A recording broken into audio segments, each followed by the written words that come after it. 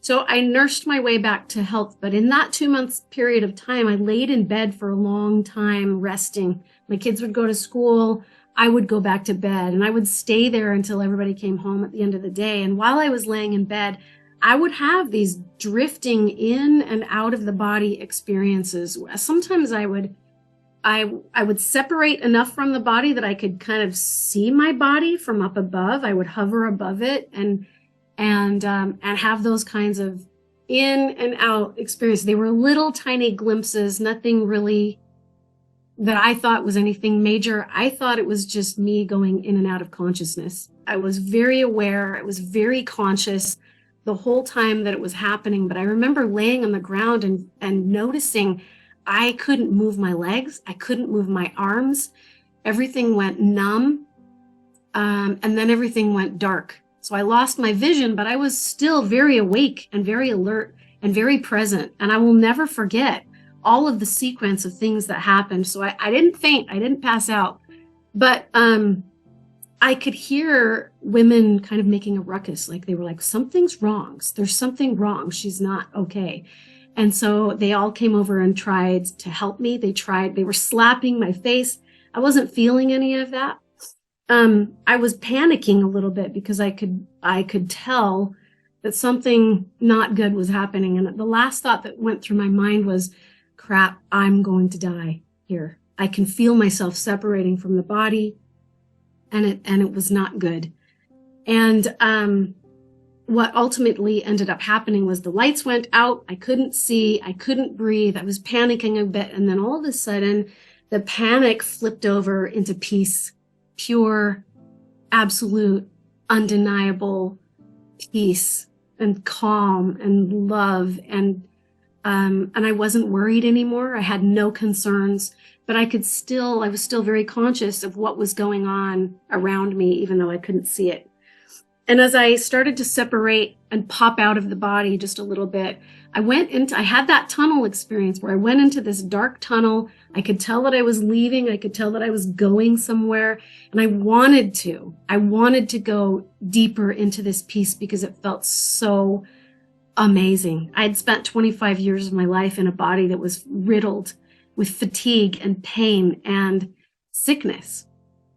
So I, of course, wanted to feel good. It felt so liberating and so freeing and so amazing and so easy and effortless. It was one of the most beautiful experiences I think I've ever had. And I wanted to keep going. So as I continued to move down that threshold into that corridor, I didn't hear a voice and I didn't see a person, but I felt a presence. It was that love. It was that peace, that beautiful presence. But the presence was standing there like this saying, that's as far as you need to go. That was the words that I felt like I felt in my being at the time was that's as far as you need to go. And so I just kind of hovered in this little threshold for a time of darkness, but I could hear the women around me. Some were crying, some were on their phones calling 911. At some point in time, I had pulled away enough from the body that I could kind of look back and witness this 360 scene. I could see the environment. I could see the stress. I could feel the stress, but it didn't make any sense to me. I remember thinking to myself, why are they acting like that? Like I felt bad for them because it was so traumatizing for them. But I was not having the same experience. Like I did have that little bit of panic in the beginning, but it flipped so quickly into peace that the panic and the chaos didn't last. And I felt bad. I could even see one woman was trying to resuscitate. She was slapping my face and she was trying to get me to breathe. And she said, come on, Janet, you got to breathe. And I remember thinking, I don't want to.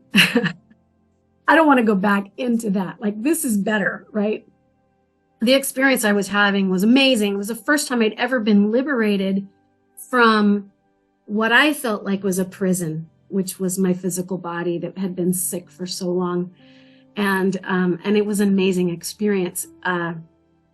The woman that was trying to resuscitate me, she said, she was getting frustrated because she kept slapping me and trying to get me to wake up and and I wouldn't. She said that my lips were blue. They could not get a pulse. They called 911.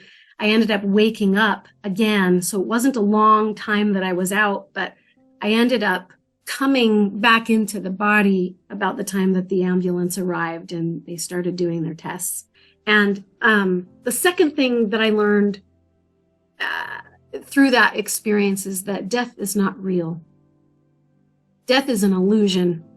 It's a corridor. It's a process. It's a phase that we go through when we travel in and out of different dimensions. But death is not real. There is no end to the infinite eternal nature of who you really are.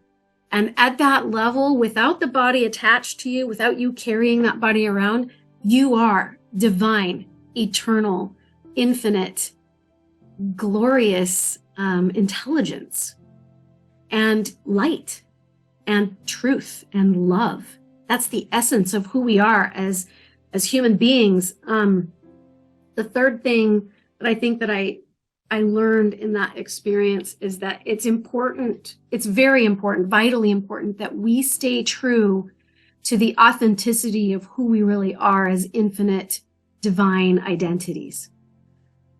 And so that was the third thing that I realized, I guess recognized, was we have to stay true to that part of ourselves. If we don't, the consequences can be devastating, and there are biological consequences for that, for swallowing down, pushing away, choking out the true aspects of who you really are as a spiritual being. We're all spiritual beings.